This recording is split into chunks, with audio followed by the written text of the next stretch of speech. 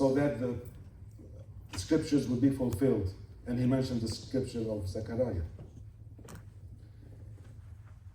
In the Gospel of Matthew, chapter 27, before entering the Gardens of Olives, he says to his disciples, my soul is sad to death. نفسي حزينة حتى الموت. My soul is so sad to death. So can you imagine this mixture of psychological things happening in Jesus? Passion, desire, extreme love, sadness, goodbye, all this. If I need to translate this into medical terms, we use extreme psychological, emotional stress. And this stress is not going to stay on the psychological level. It's going to be translated into a physical level, into the physical level. And this is obvious in the Gospel of Luke. Luke, what was the profession of Luke? Doctor. He was a doctor. Now Luke, maybe he was the only one among the four Gospel writers who was not present in the Garden of the Olives. But Luke, took his information from the source, as he mentioned in Luke 1, chapter 1, verse 1, when he wrote to Theophilus, and when he mentions, I really investigated to the heart all this information I'm sending to you, dear Theophilus. And when he heard from the eyewitnesses that Jesus was sweating a lot in the Garden of the Olives, and not just normal sweat, he was sweating blood. This information stuck in the head of Dr. Luke, and he wrote it down in his gospel. Before doing this study, I thought that the bloody sweat, of Jesus in the Garden of Olives in Gethsemane actually was a symbol of his extreme emotional stress, his extreme psychological stress, his extreme psychological suffering. But Luke is a doctor. I mean, we doctors, we don't use symbols usually. I'm a doctor, I'm so superficial to really go into symbolism in the medical field. So it intrigued me why Dr. Luke would write down a physical symptom to describe as a symbol for his psychological stress. And when after 6 months of researching the disease called hematidrosis, which is bloody sweat in English, obviously. Now we're gonna accompany Jesus during these 5 locations of his physical suffering, okay? Physical and psychological suffering. So in Gethsemane, we see Jesus really suffering psychologically. In this beautiful icon, we see Jesus going to pray and then coming back, asking his disciples to pray besides him. He spent all his life praying alone on the mountain. Today he needs a presence. He was so stressed psychologically that he really needed some kind of presence, even far away from him, of someone praying with him, and he did not find this company. He told Peter 3 times, you did not stay awake with me even for 1 hour. Come on, Peter, for 1 hour. So only this describes how much Jesus was under stress. And this going and coming in this icon shows this really turbulent state. Not just turbulent state of body, but also turbulent state of mind. We can go to extreme fear also. Because we read in the Gospel of Matthew chapter 27, when Jesus went to pray in the Garden of Olives, his body position was not kneeling. He fell on his face.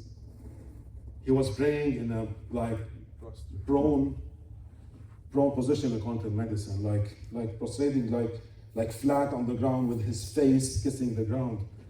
Even the position of his prayer shows how much he was under stress. And we never heard Jesus praying to his Father saying, if possible, Father, please keep this cup away from me. Yeah. Oh my God. This prayer alone shows how much he was under stress. But the beauty of it is the second part of the prayer. but let it be as you will, as you wish, not as I do. I thought that the cup Jesus was really afraid of was the cup of the nails and the flagrum, the cup of the crown of thorns, the cup of the cross, because they are very severe. But I said to myself, this is not Jesus I know. Of course, these are severe things. These are very painful things, and can make any one of us like be so fearful.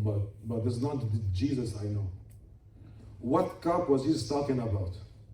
So I did this quick search of the word cup in the Old Testament, and I find it in 3 different books: Isaiah, Jeremiah, and the Psalms.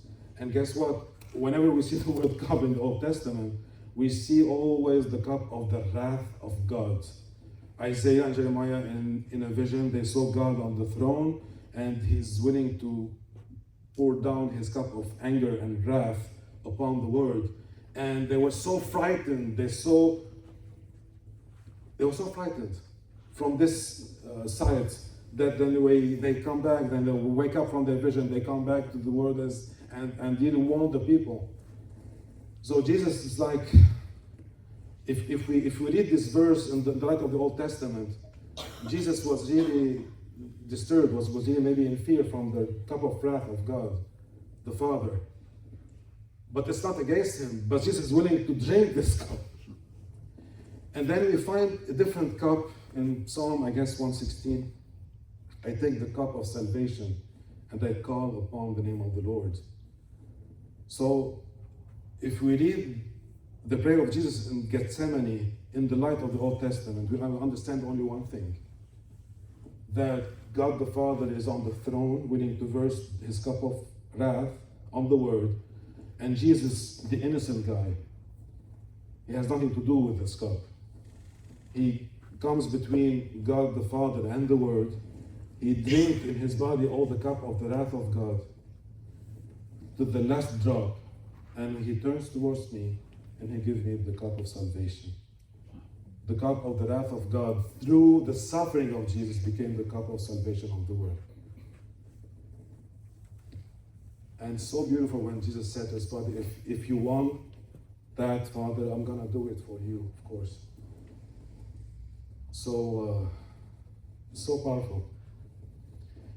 And we see Jesus in His extreme agony in the Garden of Olives. He says to His disciples, please pray so we will not be under temptation. You will not enter temptation, because the body is weak, but the spirit is active. The echo of this verse, knowing what happened to the body of Jesus, is so powerful, because it contradicts what we understand in medicine. When the body goes down, the spirit goes down.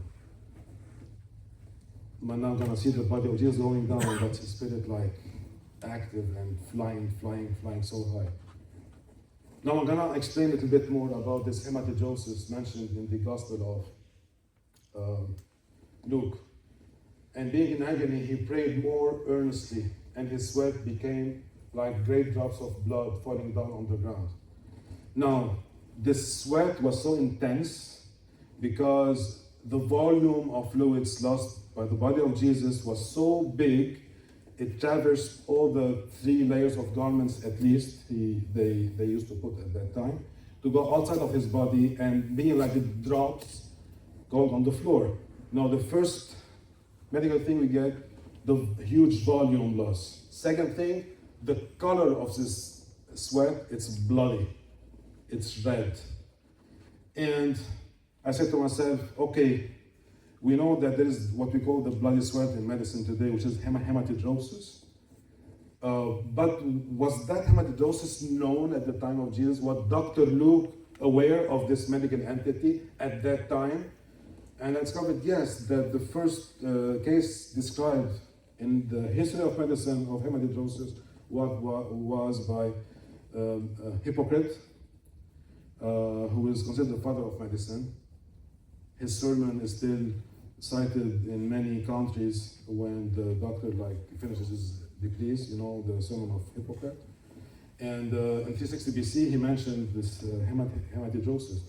And what does Hippocrates say about hematidrosis? He said, under extreme emotional stress, the sweat can become bloody, and the color of the skin becomes darker, and the skin becomes hypersensitive to pain.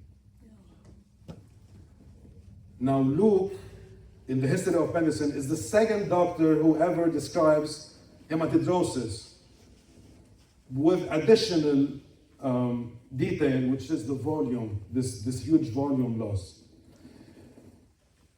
In modern medicine, what does modern medicine say about hematidrosis? Now, the biggest series of hematidrosis patients was done by a doctor, and he only could gather 9 cases during the last 100 and so years. It's a very rare condition. And all these guys were under extreme emotional stress. 7 of these 9 were actually condemned to be, executed. And they had this hematidrosis minutes or hours before being executed. Hematidrosis is not benign because hematidrosis can kill you. Hematidrosis makes your body lose lots of fluid. We don't know how much because it was never studied, but it's of course more than hyperhidrosis, which is just the profuse sweating. When we go through hyperhidrosis, like if we work out like a beast for an hour, we can't wait to go and drink some water because we lost lots of fluid. We can lose up to 4 to 5 liters per hour when we work out a lot in a very, hot environment. Hematidrosis makes you lose more than 5 liters per hour. We don't know how much, 6, 7, we don't know medically so far because it was never studied this close, this detailed. But you know that it makes you lose lots of fluid. If you lose 7 liters in an hour, it's not something really benign because you're 160 pounds before, and after an hour, you're 145 pounds, 144 pounds in 1 hour. So it's not really something simple. To survive hematidrosis is an indication that you have a good heart. It indicates how much your health is good. Okay? So Jesus was really in shape to survive 3 hours of agony. I'm not saying that he was under hematidrosis for 3 hours, no.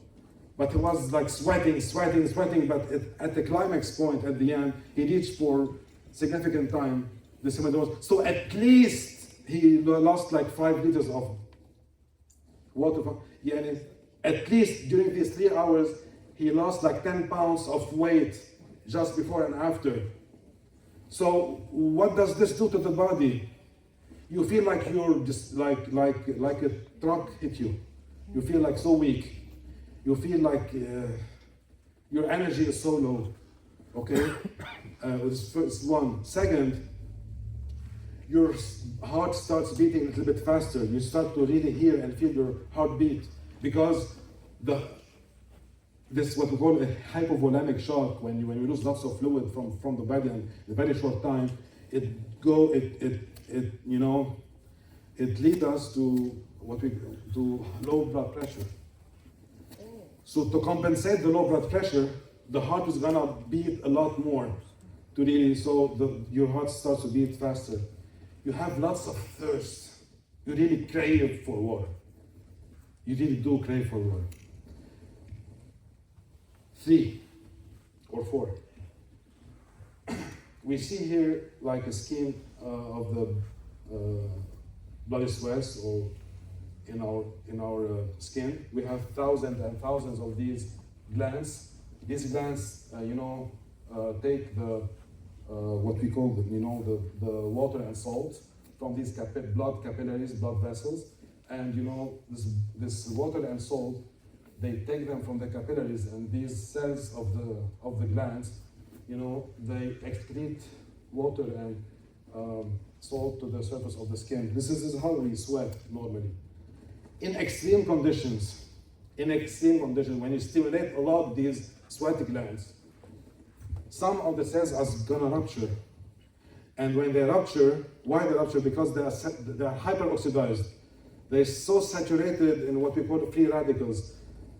The level of oxidation in these cells is so high that some of them are gonna break out. And few components of blood can mix with the sweat. And this is how we end up with the reddish or red-colored sweat. So hematidosis is not bleeding. I'm not bleeding from my sweat glands, no.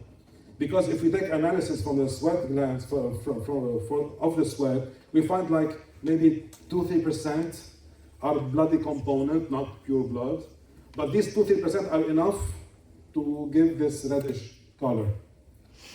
But this red color is just the tip of the iceberg of the catastrophes happening inside the body. Because these free radicals are not just gonna stay in the sweat glands. They are gonna attack all the blood vessels under the skin, and are gonna attack all these fine nervous fibers under the skin that let us feel, the pain.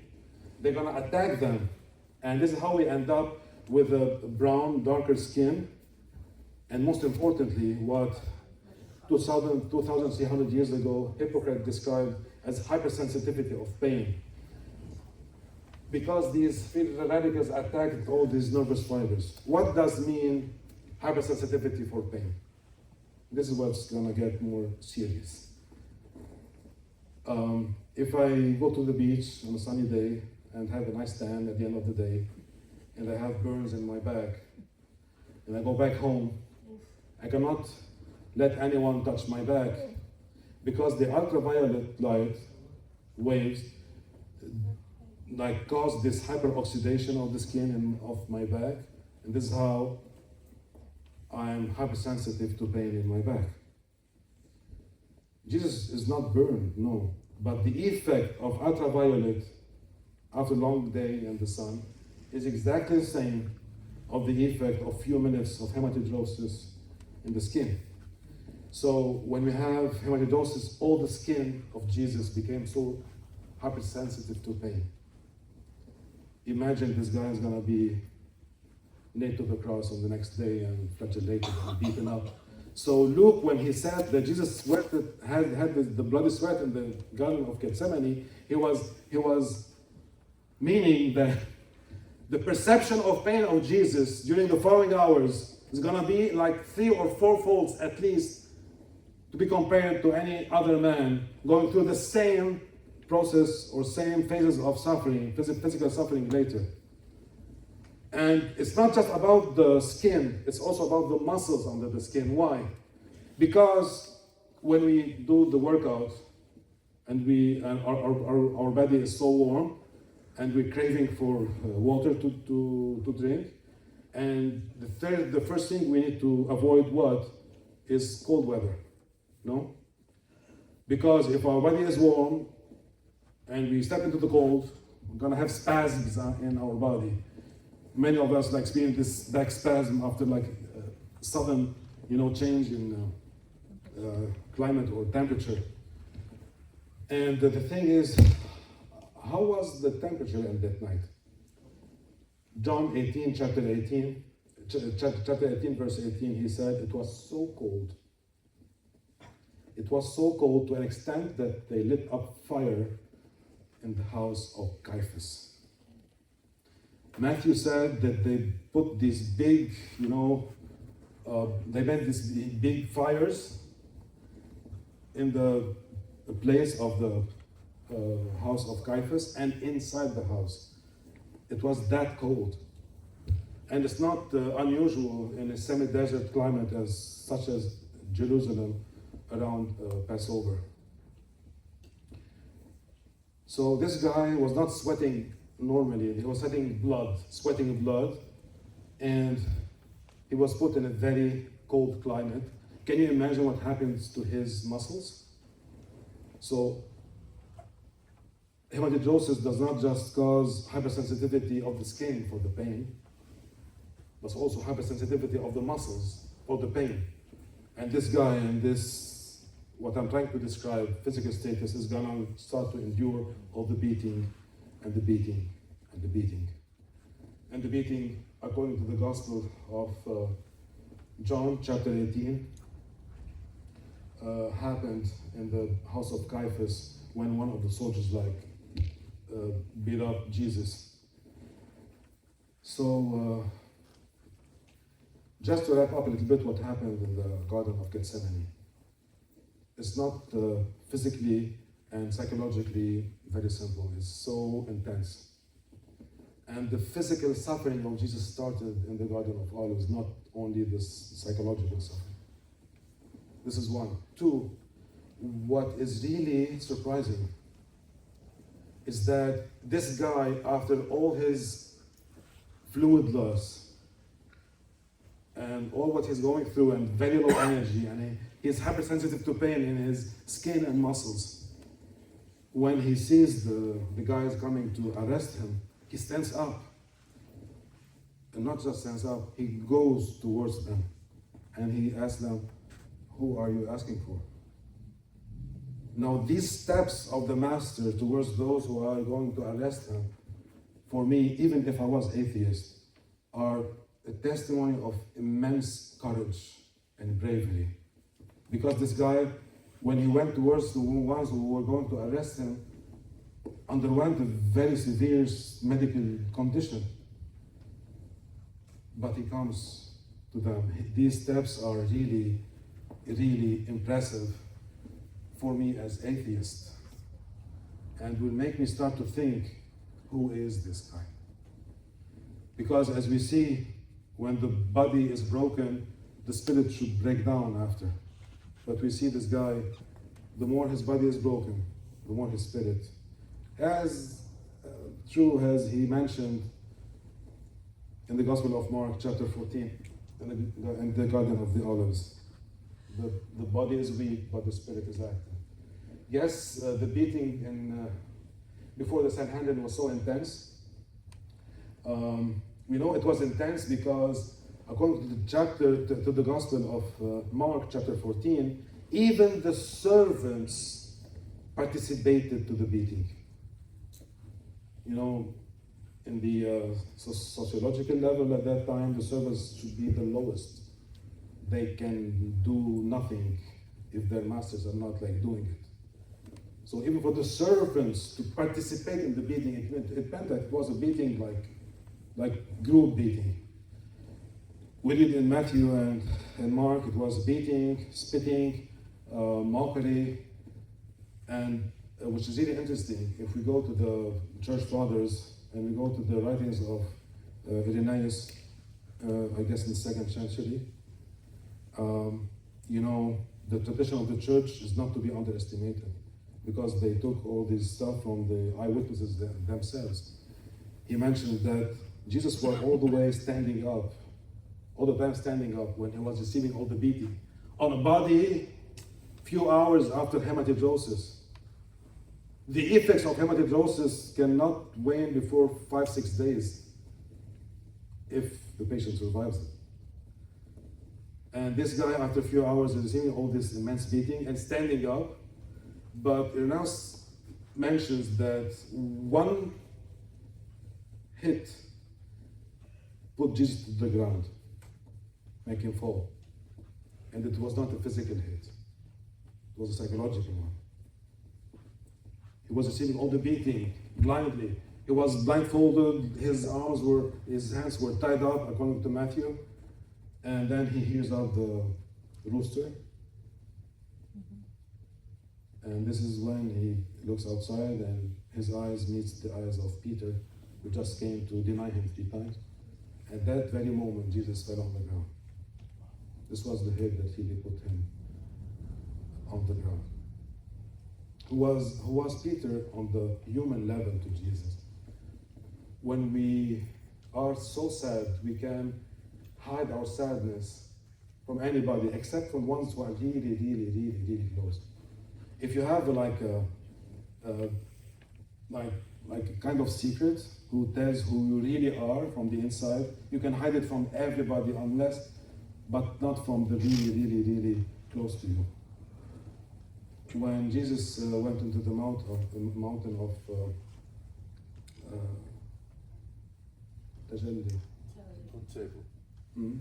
Mount Tabor, the event of Transfiguration. When he saw who he really is, he showed it to only Peter, not to 12, not only Peter, John, and James, the brother of John. And it was so sad and very sad. And the word sad is very little, as you saw. In the Garden of the Olives, he did not show it to everybody. He showed only to Peter, John, and James. And this Peter denied him. Jesus, in this 24 hours, he did not just did not sleep all night. He did not just go through hematogenesis. He did not just not eat nor drink after the Last Supper. He was just not just beaten heavily in the house of Caiaphas, but he also walked around 4.5 kilometers, around like 3 miles almost, on foot. So we should not think that his suffering started with the flagellation in the fortress of Antonia. No, his physical suffering started when he arrived at the fortress of Antonia. He was already so weak. Okay? And now we're gonna reach our third place of the suffering of Jesus, the fortress of Antonia. I'm skipping too much information. I gave this conference once in 6 hours on TV, in 12 different episodes. And at the end, I said to the one who was interviewing me, you know what, Father, I feel that I didn't say anything. I gave it once in 9 hours to a group on 3 consecutive days, twice daily. And at the end, I told them I feel that I did not say enough. And so you're seeing me, I'm struggling to really to choosing, the information that I want to communicate with you, but the words are not enough to describe what's happening with Jesus during the last 24 hours. So what you're hearing is barely the minimum. The third place of our 5 places, so the fortress of Antonia, it's where Jesus went through the flagellation and the mockery and the crown of thorns. We're gonna speak briefly about these 3 kinds of punishment. Starting with the flagellation. Flagellation was not with a whip, It was he was beaten by too many instruments. But the one instrument that really left the marks on the shroud of Turin is the flagrum, the Roman flagrum, which is this instrument, piece of wood here with 3 different tongues, leather tongues, and the length of every tongue is different than the other. And at the end of each leather tongue, we have a metallic piece, like 4.5 centimeters of length, and we have 2 small pieces of iron at the edge of each one. This is the scheme that really it shows. So with every hit with the flagrum, all the kinetic energy will be driven by the metallic pieces, and each hit's gonna cause 3 different wounds on the body of Jesus because of these metallic pieces, 5 centimeter long, 1 centimeter wide. The depth, it should be 1 or 2 centimeters, but Jesus went through hematogenesis 8 hours ago. His skin is so tender, so soft. His muscles are saturated with oxidants because of the spasms happened after the hematogenesis. So we can medically easily, imagine and see these wounds going all the way through the muscle to the bone. And when the Roman soldier is gonna take back the flagrum, we're gonna see like very deep wound, like bleeding like hell. bleeding like hell. Now Jesus lost lots of fluid, minimum of 5 to 6 liters in the Garden of Olives. Now he's gonna lose at least 2 liters of blood. So he's gonna be into very severe hypovolemic shock after the flagellation. How many strikes of flagrum did Jesus receive? We don't know for sure. We don't know. You may mention the book of Deuteronomy, who mentions that you should not beat up, flagellate for more than 40 hits. This is why the Jews at that time used to flagellate for only 39 hits, so that they would stay under. But the guys here are Romans. They have nothing to do with the Jewish law. They have nothing that obliged them to obey to the Jewish law. They were beating him not because he's a son of God. His crime at Caiaphas' house was that he's making himself divine. And he's mainly man. He's making himself the son of God. But here, the accusation became Jesus of Nazareth, the King of Jews. It's exactly the same thing that was written on the titulus that was put on the cross. So, if we read in the Roman law, is that anything that describes the punishment of someone who makes himself a king? No, there's no such code that we can read in the Roman law. But from the Gospels, all the Gospels, for example, the Gospel of Luke, chapter 23, Pontius Pilate says, I'm going to punish him and then I'm going to release him. So he was not willing to kill him. John chapter 19, 3 times Pontius Pilate, he tried to not, execute Jesus. So this flagellation was just severe punishment to try to avoid the execution. So they throw this guy to these Romans. This is the King of Jews, just punish him. And they go back. And these guys are gonna be so happy, so excited, because they hate the Jews. Like, they really hate the Jews. Why they hate the Jews? Because for all the duration of the Roman occupation of Palestine, it was a really hard occupation.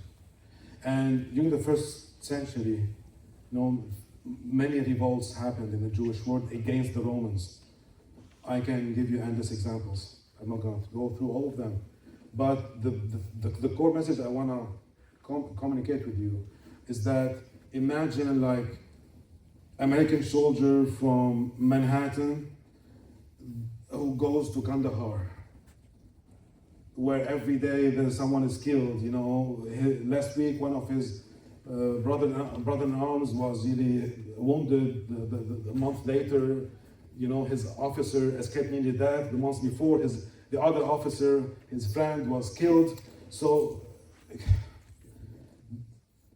the Romans were not. If your own soldier, comes to really serve his country, his Caesar in Palestine, he would be, oh my God, I don't want to go there.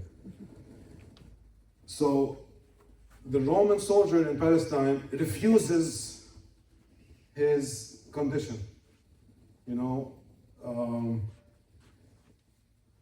He really wants to go back home. And he really hates all the people he's governing here. So all his anger, all his refusal of his current status, all his missing home, he put all this by hitting this guy because he's the king of the people he hates the most. This is why the flagellation was so severe. We know from the Shroud of Turin that at least 124 hits Jesus received by flagellation, which means 372 wounds from the flagellation, enough to kill a guy. There was an execution at the time, killed by the flagrum. Many people die after the hit number 60 or 70. This guy was still alive after 124 lashes by the flagrum. They did not stop of beating this guy until he was so close to die. This is how much they used to hate the Jews, so much hatred. And they throw this hatred upon this innocent guy. After the hit or the beat number 40 or 50, Jesus does not have the physical ability to stand. He was actually, his hands tied to a rope, to a column of flagellation nearly 75 centimeters. And after the beat number 40, 50, maximum 60, he cannot stand. We see the marks on the back as on the chest, on the abdomen. There was a beat on the face. So can you imagine the medical status of this guy? And the medical, consequences of this are, low blood pressure. His blood pressure now is so low. It reached nearly zero. He was very close to die when they stopped beating him, okay? And they stopped. He lost lots of blood, so his heart is racing in his chest. Racing. Our heartbeat normally is 60 to 70. At least he was going through 160, 170 beats per minute. Severe pain, extreme pain, because of the hypersensitive skin, hypersensitive muscles, undescribable pain. And 4, he started to feel severe pain in his chest. Why? Because 124 lashes of the flagrum are enough to create fluid to build up around the heart.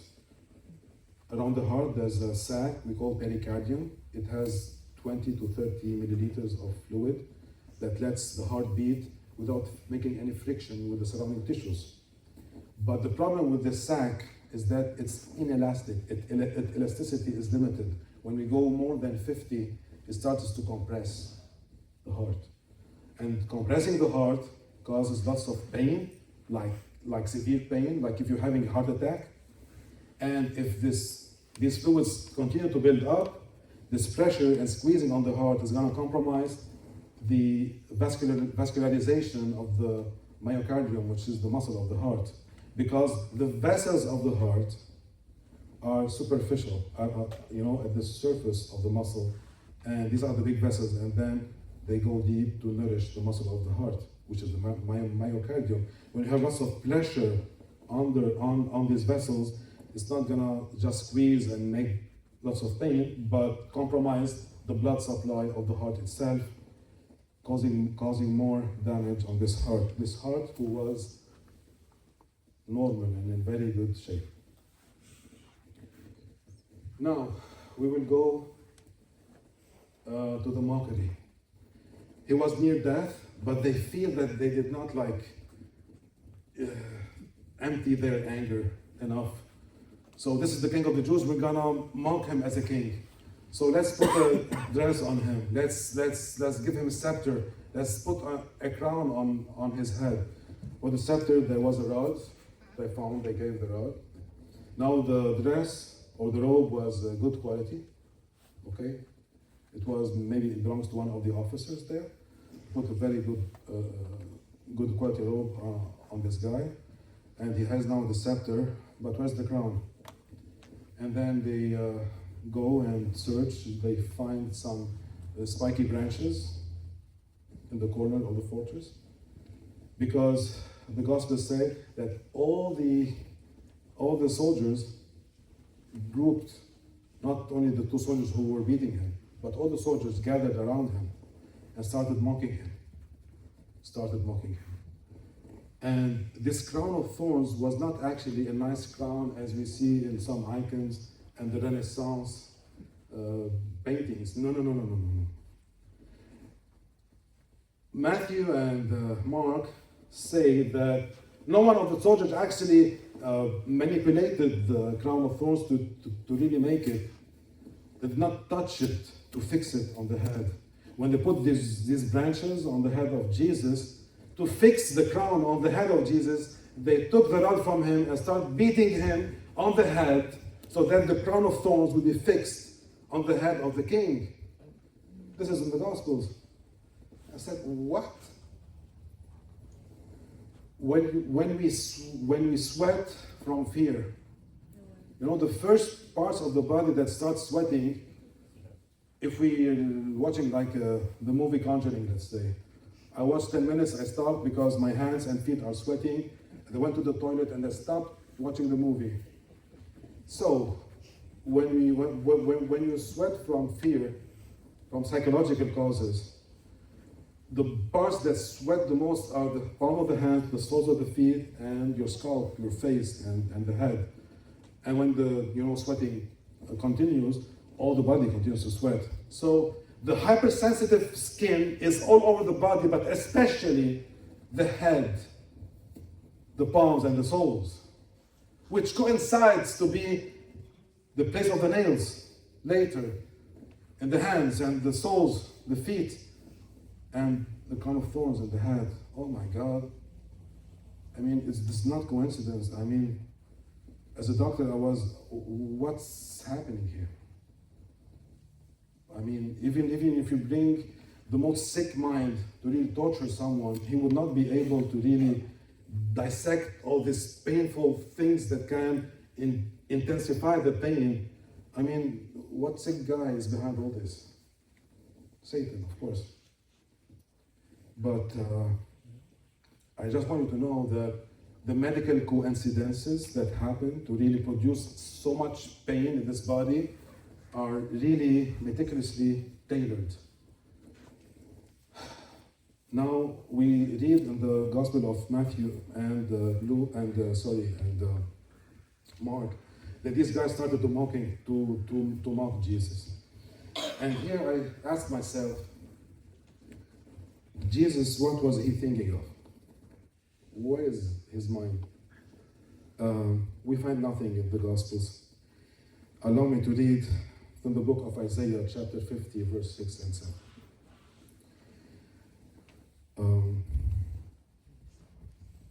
Because Isaiah prophesies about this moment. And I was really struck when I learned from the Shroud of Turin, that the right side of the beard was actually arrashed, was actually detached from the shroud. We see this. Let me read from Isaiah, almost 700 years BC.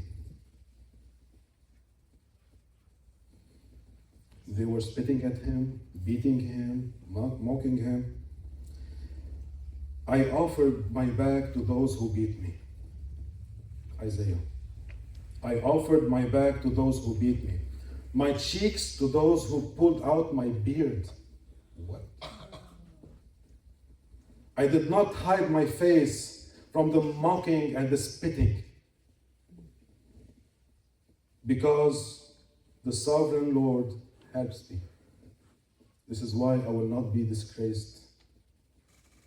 Therefore, I have set my face like a flint, and I know that I will not be put to shame. Other translations of the Hebrew say, I know that I will conquer. Wow. So, Jesus Christ is a strong man. He's really, really, really, really strong. Because all this intense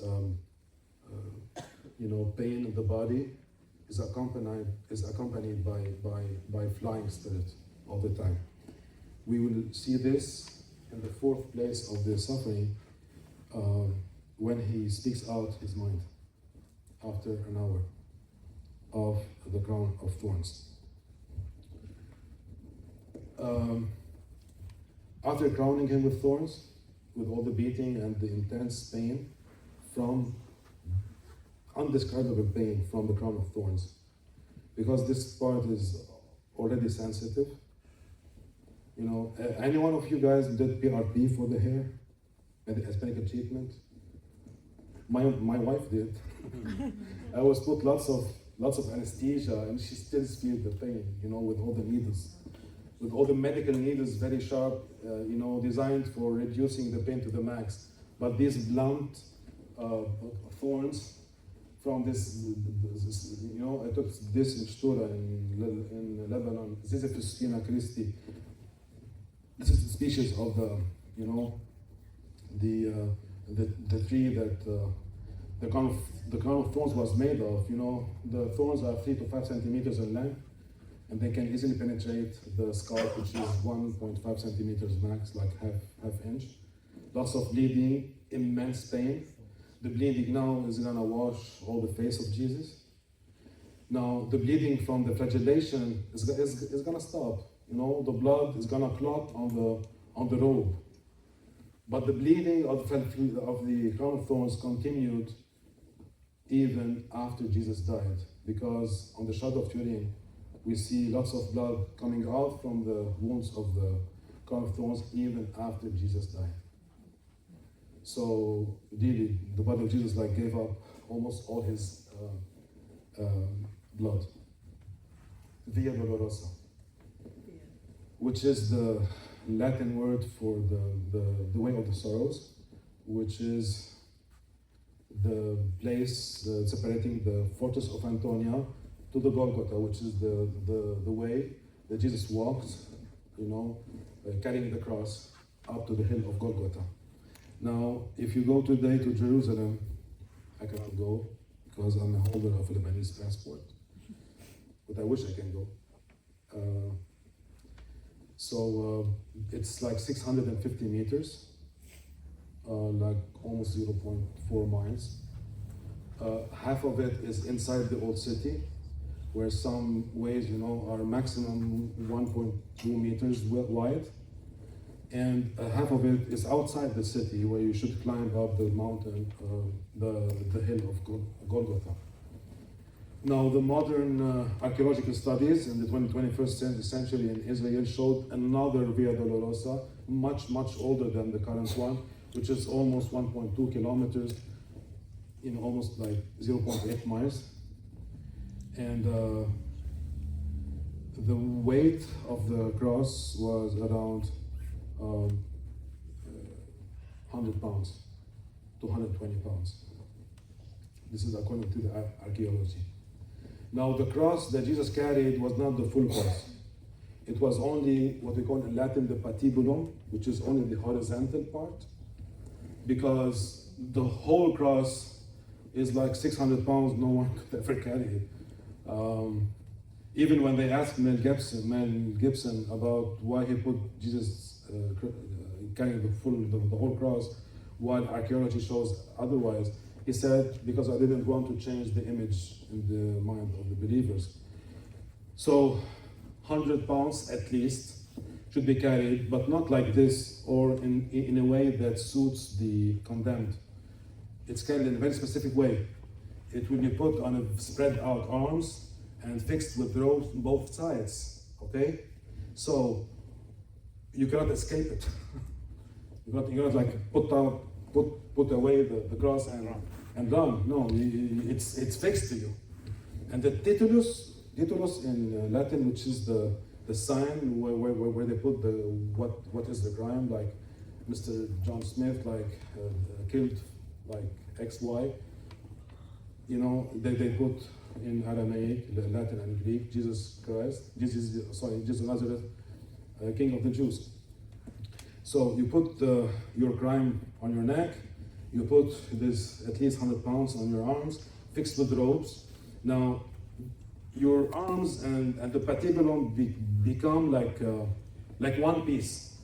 If you put forward your right arm, your left arm is gonna automatically go behind, and vice versa. You cannot scratch your nose. You cannot flex your elbow because they are fixed, okay? And now this weight that you cannot escape is gonna push you down, and you're gonna walk for let's say half a mile, at least. Now this guy, if I had a manometer and had the chance to take his blood pressure just before carrying the cross, I would expect to see 140 over 80 or 90 millimeter mercury. But since he was so much flagellated and beaten up, and knowing his medical history now, to the best, our best guess would be around 70 over 30, which means a very severe low blood pressure. No, this guy cannot walk like this. No, he had low blood pressure. He was kind of dizzy, so he was walking like this. And you see on the shot of Turin that the right shoulder here, the mark is more intense, more clear, which means that the friction of the patibulum when he was carrying the cross was more marked at the end over the right shoulder, which was, he was not even in a good equilibrium. So when he was walking, he was spreading his feet away and trying to walk this endless road towards Golgotha. So it was very extremely normal that this guy should fall on the ground. Not because he was hitting a stone or something, no. Because his blood pressure is so low, his body cannot hold anymore the cross. He can barely walk. He's putting tremendous effort for not falling down by maybe putting his right foot in front of his body to keep the center of gravity inside this space. But this 100 pounds wood is pushing him forward. It's so hard. It's so hard. Now, how, and I add this information that during this time, the pain in the chest is so severe. The water is so pressing on the heart. So it's very known that he will fall on the ground. How many times did Jesus fall on the ground? 3. Because of the way of the cross. But the way of the cross is just a symbol. It was put in the 13th century by the Franciscan monks when, the pilgrims could not access anymore the Holy Land. So they told the European pilgrims, you cannot access the Holy Land to make the way of the cross. We're going to bring the way of the cross to all the Catholic churches all over Europe. And at the start, there were only 8 stations. Now with Pope, our Saint Pope, John Paul II, it's like 15 stations. So just to tell you, give you a glimpse that it's not like pure science, okay? We know that he fell on the ground, but many, many, many times. Medically, 10 times would be our best guess, maybe 12. But the thing is, more than once. This is the core message. And I ask myself, if I were to be put in this situation, and I will fall on the ground, I will fall on the ground. The first part of my body which will be hit are my knees, okay? But the problem is that this wood is pressing me downwards, and I'm gonna hit the ground. When I hit the ground, I will have a reflex to really cover my face. But I cannot do it because when I move forward my right arm, my left goes behind, and the 100 pounds wood would be crashing my face on the ground. What a hit. What a blow. Swelling all over the nose, bleeding from the nose, the eye swollen. We see on the shot of Turin, the right eye is almost closed. He's completely disfigured. Torn apart nose, swollen cheeks. He's disfigured. The first blow was so severe. It's enough to break any spirit. I asked so many psychiatrists in my country, what can this blow do on the psychological level? Everybody said, that would be the end. That would be the complete surrender. But what surprises me as a doctor, that this guy did not surrender. he rose again. And how he will rise, he will put tremendous effort on the muscles of his back to really lift up not only his own body, but also the weight of the patibulum. Imagine how much pressure he will put on the flexors of his back. That's out of this world. And then he will gather every single energy he still has to put the first foot, the second, and continue. And after 20, 30 feet, 40 feet, he will fall down again and again and again. Every fall is more severe than the previous one. Every rise is way more difficult than the previous one. And psychologically, let's analyze this psychologically and in medical terms. What was driving this guy to rise again? What was he thinking of? Because the first blow is enough to surrender. I take it on myself, for example. I would say, God, thank you for taking care of me. I'm done. I'm not going to rise again. Do whatever you want. I want to die here. Yes. I would not expect more than this. This will be the least if I not start cursing and in the Lebanese way. And anyway. But we see this guy gathering every single atom of physical energy left in his body to rise again and continue. What was he thinking of? He did not surrender. After the fall number 12 or 15, I don't know how much, we see in the Gospel of Luke chapter 23, he reached a point he was not able to continue. He stayed like moving a little bit right and left to a little bit rise. 5, 6, 7 minutes. He cannot. He was so close to die the second time. And they saw that he cannot make it. So they took all the cross from Jesus and gave it to Simon of Cyrene. What was he thinking of? And luckily, the Gospel of Luke reports us his thoughts. Now, picture this. Gospel of Luke, chapter 23, verse 28 to 31. Jesus barely walking.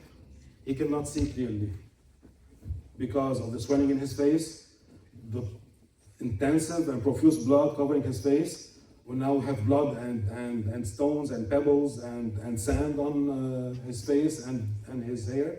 He cannot see clearly, but he can still hear clearly. And he hears a voice that makes him stop. And imagine him stopping, like he was putting his right foot much forward for not falling down and looking towards the source of the voice. And what was this voice that really made Jesus stop in the Via Dolorosa? It was not the noise, it was the weeping of some woman. And he looks towards the source of the voice and he speaks. Medically, what? He speaks. And he says, daughters of Jerusalem, do not weep on me. Weep on yourselves and your children. Why? Because there are going to be too much hard times going to come. Ooh. He's not thinking about his hard times now. They are so intense. He's thinking about the hard times which are going to come. His thoughts are not in his present disaster. He's going to think about all the disasters that's going to happen to humans later. Because if they do this to the green wood, what would they do to the dry wood? Wow.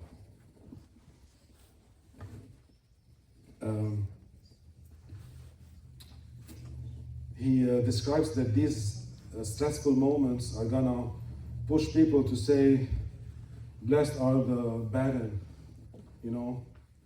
They're gonna push people to say, come, all mountains come and engulf us, His thoughts are beyond his present moment. His thoughts are with the dry wood. What is the difference between the dry wood and the green wood? When the green wood, when you take a green branch and you try to squeeze it, it never breaks. It's gonna be wounded, you know, it's gonna be torn, but it never, ever breaks. The dry wood breaks so easily. The minor stress would break this dry wood. Who is the green wood? Jesus of Nazareth. Who is the dry wood? I am. Each one of us, here and coming later. His thoughts are with every dry wood which will break under the minor stress. He's thinking of every fall I'm gonna endure in my life. His thoughts are in my falls, not his fall. It's not these aren't my words, these are his words. His mind is outside his current disaster. Oh, beautiful Jesus. Oh my God, this Jesus is so powerful. Even if I am atheist, if I'm true to myself and true to my heart, I would say I admire this man. And this is the most honest man I ever known in my whole life. This is the bravest man I ever known in my whole life. I'm gonna take him as a teacher in my life. If I'm an atheist and true to myself, how come if I'm a believer? This strong message of Jesus showing so much bravery, carrying his cross, is out of this world. The more I understand physically what's happening in his body, the more I realize this is not a human spirit. Because any human spirit would break down long time before these falls. The more his body breaks down, the more his words show how much his spirit is flying. The statement he did in Gethsemane one night before. How beautiful Jesus is, how strong is Jesus is. Oh my God. If we read the scriptures, Isaiah chapter 53, I'm not going to read it now. Oh my God. Okay, sorry. I'm going to go quicker. I invite you to really read Isaiah chapter 53 today. Okay, because it talks a lot about this man of sorrows. Now the last place of the suffering, we reach Golgotha. Okay, we're almost done. I need like 7-8 minutes max, okay? So Golgotha is the place of the execution of Jesus of Nazareth. I'm going to talk quickly now how they execute normally any criminal with the crucifixion, Roman crucifixion in the first century in Palestine. And then we're going to see in the case of Jesus what are the special points. First of all, when we reach the place of the crucifixion, his arms are always tied with a rope to the patibulum. We're gonna first thing we do, we undress the guy. We undress the criminal and we throw him on the floor, on the ground, of course. And we're gonna draw nails in his arms, in his hands. So we fix the hands on the patibulum, and now we're gonna raise the patibulum to fix it on the stipes in Latin, which is the vertical piece. Okay, now rising the patibulum to fix it on the stipes is gonna take like half a minute, let's say. During this half minute, the criminal cannot breathe because his arms are extended, his feet are not touching anything, his thoracic cavity is expanded to the max. To really be able to exhale, he needs to push on his feet to minimize the pressure on his chest. And now the third step comes in when we draw a nail in his feet, and the Romans should keep always a little bit flexed knees so we can a little bit move to exhale and inhale, exhale and inhale. Now, this is very painful moment when they draw the nail, but the criminal does not really care about it because this nail will allow him to really breathe.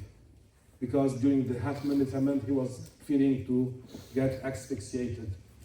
The place of the, putting the nail is not in the palm here. It's in the, because this part cannot hold the weight of the guy. Because if he weighs like 160 pounds, let's say, the pressure on every nail would be more than 200 pounds. And this part cannot stand more than 60 pounds. Okay? And it's not here as we think. It's here, according to the shadow of Turin. It's here, exactly here. So when we draw the nail here, it goes through these small bones here, the carpal bones, and it's gonna hit directly the median nerve, which is here, which is gonna cause this kind of spasm. Now the crucified cannot really move his fingers anymore. It's done. He cannot pull anything. To really move, he will pull on the nails driven on the bone. This is how he's gonna move. And he has to move on the cross, because without movement he cannot breathe. And to decrease the pain, he had to stop breathing. To breathe, he has to move, so he has to endure more pain. And this duality, this war between pain and breathing is gonna stay for nearly 4 to 5, maybe 6 days. Historically, the most criminal that stayed on the cross was around 9 days. He wasn't in good shape really before his crucifixion, to endure 9 days before really dying. And why it takes so long? Because this duality between pain and movement and breathing, it's going to lead to slow degradation in the oxygen level in the blood. After 2 to 3 days without eating and drinking, the shock is intense, the pain is intense, the drop of oxygen is intense, so the guy goes into a coma for a day or two, and the moment of his death is not clear, because he dies of slow asphyxiation. So I cannot say, oh, he died now, okay, let's put him down. No. You need to keep soldiers around him to really prevent anyone from the family or friends come in the night and take him down. So it's time and money consuming for the Romans. They have to keep some soldiers eating, drinking, like even sleeping on the side all the time, guarding the cross. And so sometimes, many times, they were put in a situation where they have to kill the crucified. So to expedite the kill, they don't just like cut him or no. They used to break what we call the cruciate fracture, to break the bones just under the knees and the tibia bone, the cruciate fracture, and this would prevent him to really, he cannot move upward. He will die in a very acute, quick asphyxiation. Within 3-4 minutes, he will die. Now, if the soldiers receive this order from the officers to bring down the criminal earlier, what they do, and they come and they see the criminal like not breathing and in a comatose state, they ask themselves, is he dead? Is he not dead? Should we put him down? So they had a clear, code book to really follow. If you're not sure if he's dead or not, just pierce his right side with a lance. When you pierce his right side with the lance, you pierce his heart, so you can make sure that he's dead. And this is how crucifixion, he should be, the guy should be all the time under the titulus of his crime, without clothes, for maximum humiliation, after carrying his, the wood, the instrument of his death in front of all the people. Maximum humiliation and psychological injury, even at the time of death. Now, in the case of Jesus, we have too many differences. I'm gonna state quickly 7 main differences. First of all, Jesus as a Jew, when they undressed him, the robe for like an hour and a half, at least, all these 372 wounds from the flagellation like clotted on the robe. So when they undressed him, they did not take all the time to really, so all the 372 wounds are gonna re-bleed again. And the Jews were allowed to keep like a small cloth in the, pelvic area.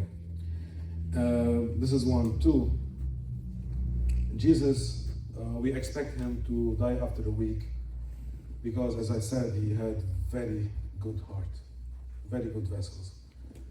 But Jesus died after 3 hours. Okay, so the timing is important here. Even Pontius Pilate was surprised in Mark chapter 14, verse 50, when Joseph of Arimathea came to him and asked for the body of Jesus. Did he die? Did he die? So he accepted and ordered breaking down of the criminals on the cross. So they, break the legs, which is very common, as I stated before, of the two criminals. And when they reached Jesus, it was after 3 p.m. He died at 3 p.m. So they saw that he already was dead. So they had immediately this reflex to really make sure that he died by piercing his right side. And we read in the Gospel of John, chapter 19, verse 34, that immediately came out blood and water. Third thing, Jesus was flagellated. So with every movement of Jesus on the cross, his flagellated skin was rubbing on the wood. 4, the pain is the heart. When we contemplate on the wounds of Jesus, sometimes we are stuck in what we see, the wounds in the hands and the feet and the crown of thorns, which is immense. But this silent pain, or the pain we cannot see, and I invite you to really think about it from time to time, is the pain of the heart of Jesus, because medically it was so severe. Until the last moment. I mean, when you have a heart attack, you have for a few minutes, maybe an hour, like a pain, severe pain. But because of Jesus, it was for at least 6 to 7 hours. He was crowned with thorns, so with the minor movement of his head to really take a deeper breath, all the thorns were like smashing and turning apart his scalp from behind. And this is really clear in the shot of Turin. We have more than 70 wounds of the crown of thorns in the scalp. Number 5, Jesus' right shoulder was in complete dislocation. The humerus was separated from the scapula, which is the bone of the elbow. At the time of death of Jesus, it was 10 centimeters apart. That's too much pain. He was struggling, fighting to breathe, but by hanging on his right arm, not his both arms. The pain on the right shoulder is wow.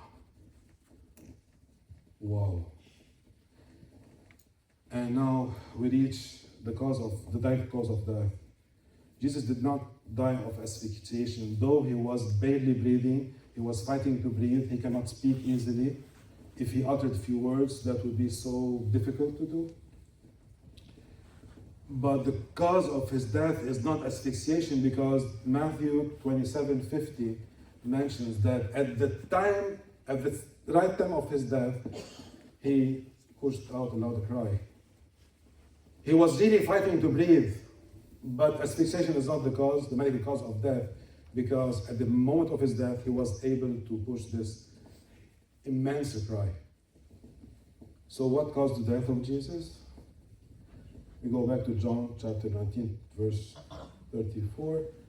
The blood and water that came from the side, from the lance. The lance pierced the right fifth intercostal space, right to the heart. It went into the chest around 15 centimeters, tearing the heart apart from side to side. So the blood is definitely from the heart, but the water is from the pericardium, which is the sac surrounding the heart, caused by the flagellation.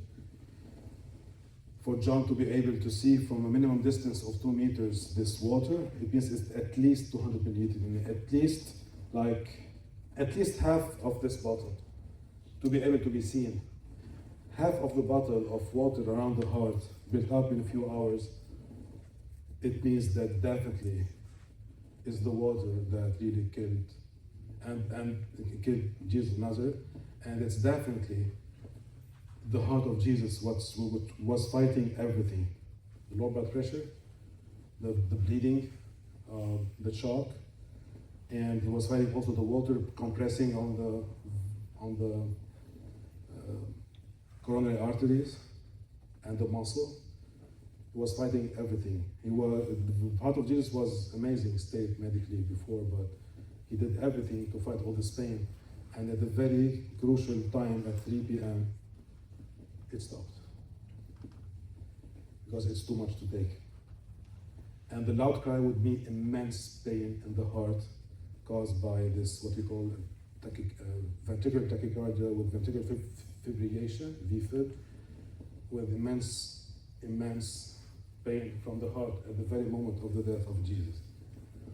Now, this is physical. Let's talk about the psychological for 2 minutes, sorry. Okay. Thank you for being with me all this time. Now, psychologically, now this is like all the details, all the muscles. This is a little scheme to really describe how he was moving on the cross. Okay, this is not like 100%. This is not scientific because the right arm is moving, though the right arm was unable to. And it happened probably when he was falling under the cross. It's a long story, but I'm not going to go through it. It's almost 2 hours I'm talking. Now, I need to focus for 2 minutes on the psychological side of Jesus on the cross. Now, 1 per 1,000 of this pain can break down any spirit, any human spirit, any human mind. And but with the first nail, driven through the feet, I would expect a guy, if he was able to speak, to start cursing and start shouting and crying and blaming God maybe, or I don't know. But the very first word Jesus was able to speak when they drove the nail and he took his first breath, the first word was Abba, Father. Luke 23:34. Forgive them. They know not what they do. Well, this is so powerful. When you as a doctor hear this from a guy in this medical status, oh my God, you're gonna say, who is this guy? He's not broken. His spirit is not, his body is smashed, is done. He was supposed to die 2 times before Golgotha here, and now he's putting out like wax on the cross, and the first word is Father. Oh my God. We know a guy in Lebanon, Adil Hussein. He was a Sunni Muslim, and when he really read the Gospel of Luke and heard Jesus saying, Father, forgive them, they know not what they do, this is the very moment where he became Christian and he died as a priest. So, because he said, no one can do this but God. And he's right. After a few minutes, the two criminals were talking to each other and they were blaming him. One of them was blaming him, and he said, the second word of Jesus, he was, truly I say to you, today or tonight you're going to be with me in heaven. This struck me as a doctor also, because this guy is not just saying sweet words, he's saying powerful words. Among these 10,000 plus religions now on planet Earth, what religion leader can promise his followers heaven with such certainty? None. No one, zero. And we hear Jesus saying that not in any place, in any occasion, with this inferno of pain on the cross. So much powerful. Today, going to be with me. Oh my God. When I listen to this verse, knowing the physical suffering of Jesus, I said, okay, I'm digging deep into Jesus the man. I'm seeing myself recognizing Jesus the God, because no one can do that. No one can do that. The Spirit of Jesus is a divine spirit, that's for sure medically. Stop saying that science and God are fighting each other. Start saying, don't say anymore that you have to choose either science or God. Science is a small child praying at the foot of the cross. And then, a few minutes before he dies, he takes a look at the Word, a final look. He looks at the Word, and he's with his position like this, like he's giving everything. Everything else cell in his body is suffering, and he's willingly doing the sacrifice. And he feels like there's something missing. There's something missing. I have to say, people, that during the 3 hours of Jesus on the cross, he had in his mind too many things. He prayed too many things. But these 7 words are the very little that reached us today. So when Jesus really speaks, he's really making a huge effort to speak. It's not like speaking like this, It's not easy to speak in these medical conditions. He's barely able to breathe, guys. So to speak, it means that he really needs to say something. And it's like there's something missing, and he takes a final look at the Word, and he feels like before leaving this world, after giving everything, he looks nearby, he sees John and Mary, and he says, "Woman, this is your son." And to his disciple, "This is your mother." Some people may say, he was just giving the recommendation to his disciple to take care of his mom. But Jesus knows that John is going to take care of his mom. To make this huge physical effort and say these words means that he's giving Mary as mother to the Word. He's leaving the Word, but he doesn't want to leave this Word as orphan. There's still something missing. "Mary, this is your son." And then there's a word that comes out of the blue. John 19:28. "I am thirsty," or "I thirst." Okay, lots of theological explanation here. I'm going to stick to the medical side of the explanation. Of course he is thirsty. He's thirsty since the night before. He's so thirsty that his saliva is dried here. But why he's saying I'm thirsty? As a medical doctor, I expect him, if he wants to really, and he was not speaking to anyone. He wasn't no one. I expect him to say I'm in pain, not I'm thirsty. Of course he's very thirsty, but if he wants to say a word to describe what was going on in his body, he would say, "Of course I'm in pain." Why he chose to express his thirst, not his physical pain, that really went into my mind as a doctor, what's happening with this guy. And then I said to myself, if I go back 2,000 years ago to Golgotha, me and 3-4 doctors of my friends, and stand in front of Jesus on the cross saying, "I'm in pain." I put in my mind many algorithms we can do medically to alleviate his pain, but all of them fail. So this is why I said too many times, medicine in the 21st century is unable to alleviate the pain of Jesus on the cross.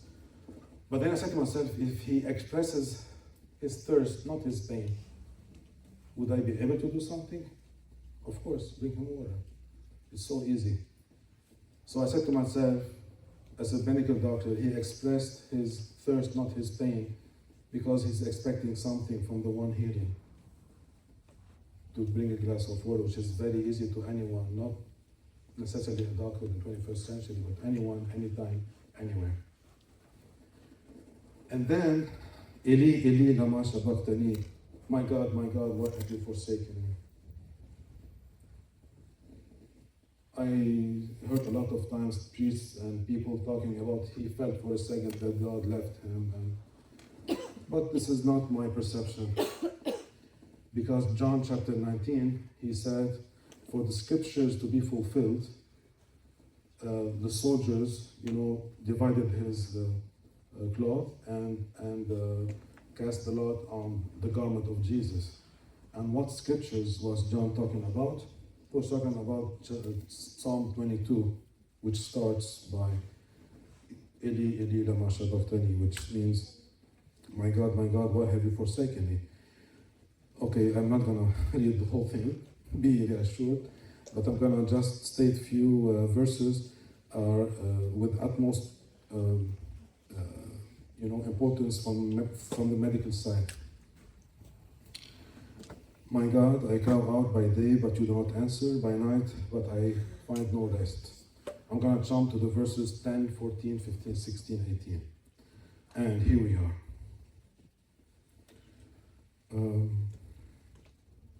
I am poured out like water, and all my bones are out of joint. My heart has turned to wax, and it has melted within me. I was really shocked seeing these details. Yes, the heart of Jesus medically was poured out like wax. My mouth is dried up like a potsherd, and my tongue sticks to the roof of my mouth. All my bones are on display. People stare and gloat over me. They divide my clothes among them and cast out my garments. Jesus, as a Jew, prayed the Psalms all the way. He just said the first verse of this psalm to say, this is really happening now, what David talked about 1,000 years ago. So don't tell me that he felt that his father left him. The first word Jesus said on the cross, with the first breath, Abba, forgive them. And the last word he said, Abba, my Father, in your hands I commit my spirit. This is the first and the last word of Jesus calling his Father. Why would on a certain moment feel this? And the demonstration of what I'm going to tell you is that the same psalm, it will turn. He continues by, describing his pain, and suddenly, I will declare your name to my people, in the assembly I will praise you. What? You who fear the Lord, praise him. All the descendants of Jacob honor him. And you go down the list like 10 verses by praising and praising and praising again. And he will end up with the verse 30 and 31st. Posterity will serve him. Future generations will be told about the Lord. They will proclaim his righteousness, declaring to a people yet unborn what he has done. People yet unborn at the time, which is the church. So when Jesus said, Eli, Eli, lama sabachthani, he was asserting his victory on the cross and the people who will be born from the heart of his passion. And then he says, Father, into thy hands I commit my spirit. And then the last word, it is finished. He's talking to his Father yet. It is finished. The cup of your anger, I drank it to the last drop. This is so beautiful, so powerful. I'm gonna end up with 60 seconds with you guys to go back to the Golgotha, to really try to feel and listen to Jesus. Can we turn off the lights a little bit? This is the most important moment in the meeting with you.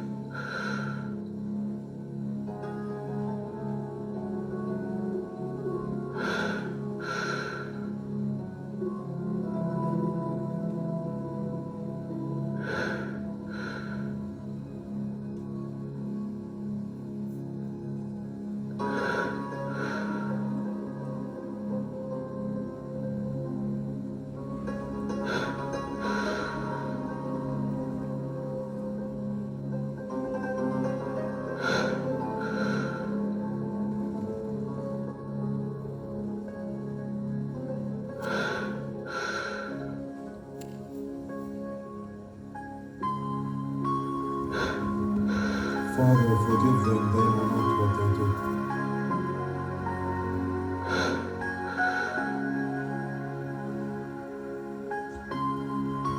Amen. I say to you, today will be with me in paradise.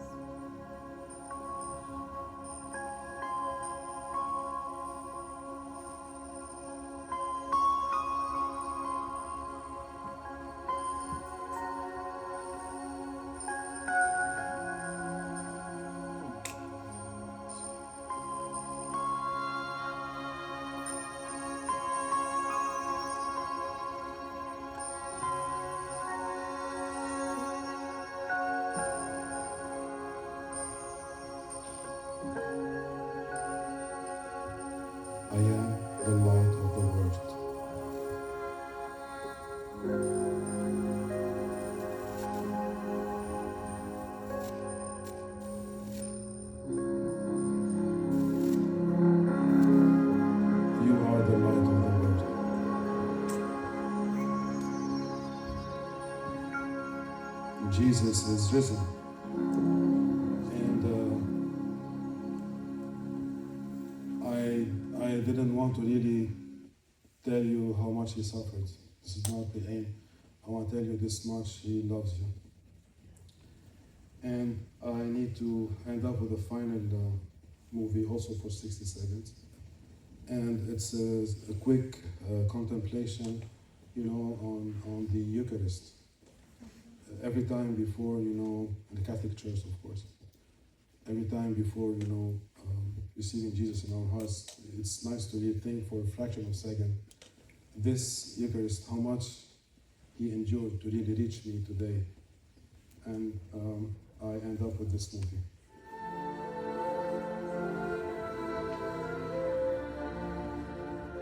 يا قربانا شهيا قرب ذاته لأبيه، يا حملا مغافرا صار لنفسه حبرا مقربا، لتكن يا رب طلبتنا بمراحمك بخورا نقربها بك لأبيك، لك المجد إلى الأبد.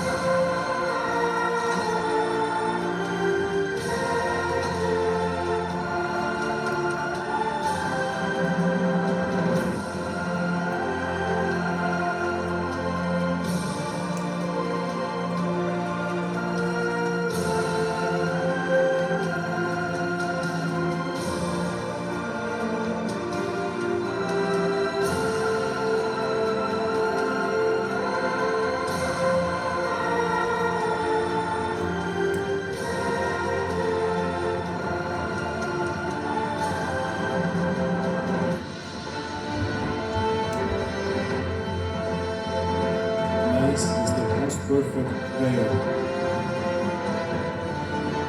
It's easier for the universe to live without sun than to live without Mass.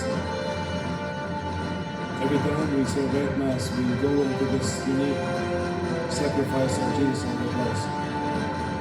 All good deeds are in front of Mass like a small piece of candy. In Mass, the heavens are open and the angels are here. If you understand Mass, you will die from joy. 1 Corinthians chapter 6, the price is done.